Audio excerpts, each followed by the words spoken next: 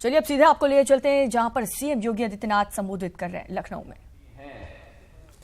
उन्हें एक साथ सम्मानित करने का निर्णय लिया है।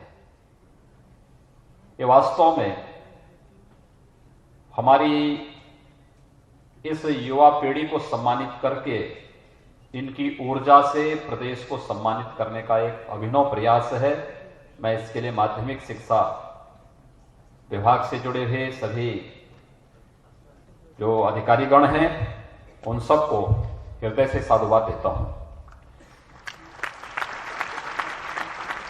सबसे बड़ी बात यह है जो मैं देख रहा था मेरिट की सूची।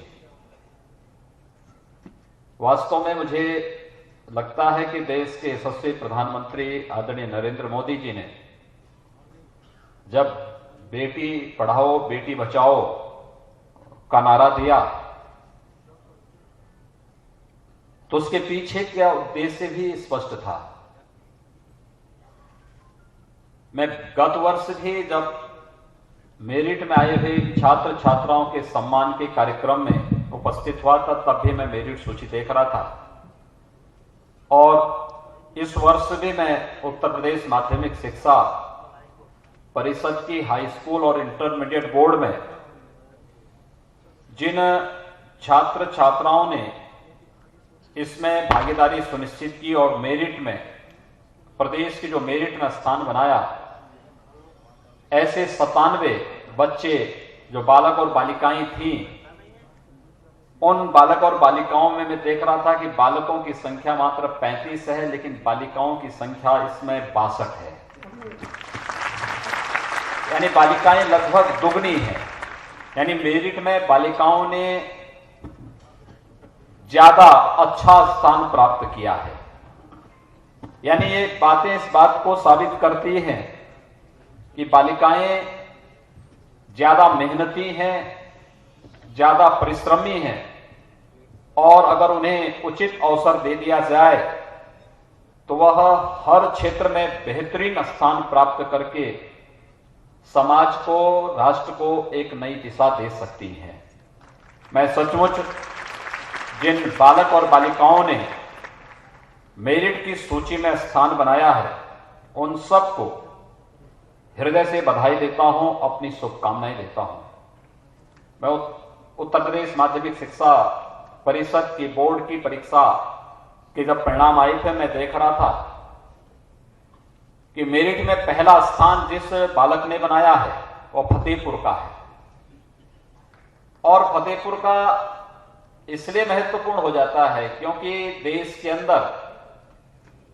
जो 115 अति पिछड़े जनपद हैं उनमें से 8 उत्तर प्रदेश के हैं और उत्तर प्रदेश में भी फतेहपुर उसमें से एक है। एक अति पिछड़े जनपद में स्वाभाविक रूप से पिछड़ेपन का जो कारण है उनमें शिक्षा भी एक कारक है, स्वास्थ्य भी एक कारक है, अन्य मानव मूल्य सूचकांक में जो भी बातें आ जाती हैं वे सब उसके कारण हैं। उस सब के बावजूद उस बालक ने मेरिट में नंबर 1 स्थान प्राप्त किया। मैं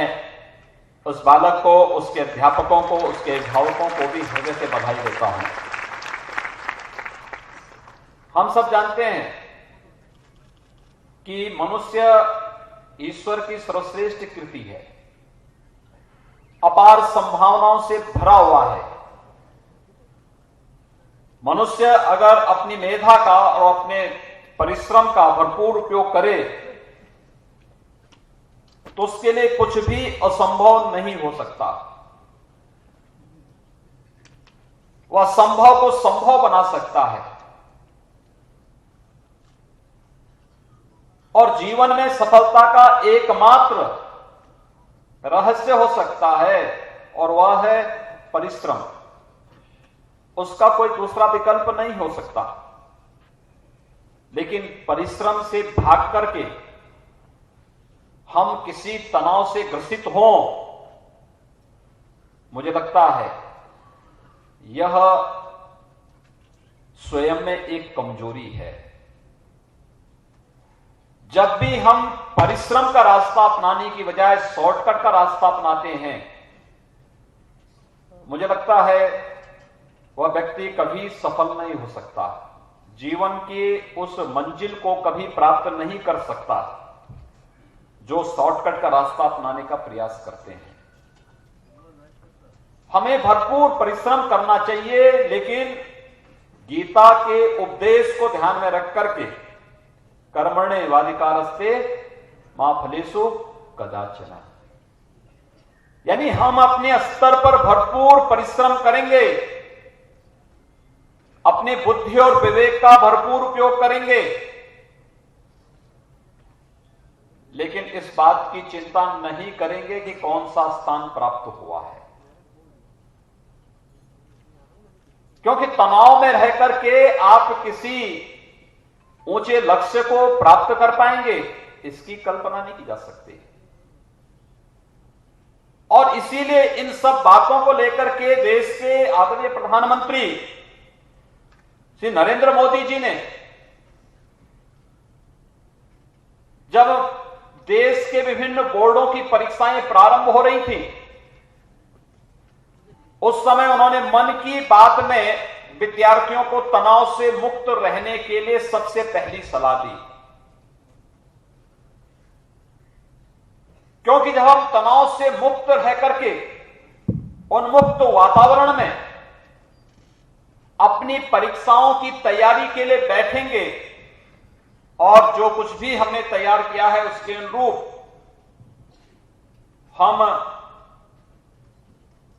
अपनी बुद्धि और विवेक का भरपूर उपयोग करते हुए परीक्षाओं में बैठते हैं, तो निश्चित ही हमें सफलता प्राप्त होगी, अच्छे परिणाम आएंगे। जिन बालक और बालिकाओं ने मेरिट में स्थान बनाया है, विभिन्न बोर्ड के मेरिट में स्थान बनाया है, उन्होंने भरपूर परिश्रम किया है, उन्होंने अपने बुद्धि और विवेक का भरपूर उपयोग किया, शॉर्टकट का रास्ता नहीं अपनाया होगा, तनाव में रह करके परीक्षा की तैयारी करने नहीं बैठे होंगे, तनाव से मुक्त रह करके जब वे आगे बढ़े होंगे, स्वाभाविक रूप से इसके परिणाम भी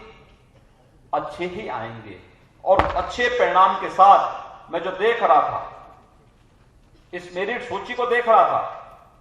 मुझे लगा बहुत अच्छी स्थिति है। इस बार तनाव जैसी स्थिति होनी भी नहीं चाहिए थी, क्योंकि हम लोगों ने नकल विहीन परीक्षा के लिए 1 वर्ष पहले ही आह्वान कर दिया था। और मैं धन्यवाद दूंगा माध्यमिक शिक्षा परिषद के सभी अधिकारियों को,